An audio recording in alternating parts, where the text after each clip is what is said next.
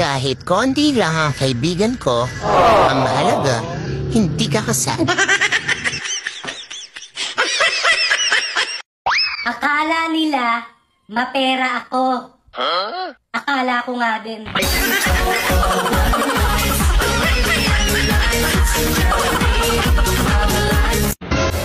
Totoo ba?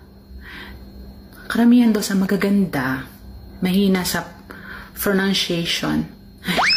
Pronouncement? Pronouncing? Basta. Ganda ako. Uy, pero no joke ha. Akala ko talaga dati nung hindi pa tayo friends na maldita ka. Ha? Paano mo nasabi? Hindi kasi may certain aura ka na parang lagi kang galit sa mundo. Yung parang wala kang time makipagplastikan sa mga tao. Tama. Hala. Ngisi-ngisi, Jod, bisang giilad ra. Kakabalo matagam, ha? Aka? Sitagnaw? Na, itilong sa baba mo ron. Hindi ka depressed. Hindi ka rin stress. At lalong, hindi ka rin malungkot.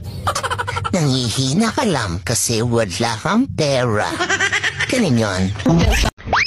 Uy, Day, sa tingin mo, anong sekreto para tumibay ang isang relasyon? Ipa-welding mo. Okay ka lang? Kaya mo pa? Kung napapagod ka na, pahinga ka lang. Pahinga lang ha, pero huwag kang susuko. Alam ko, kayang-kaya mo yan.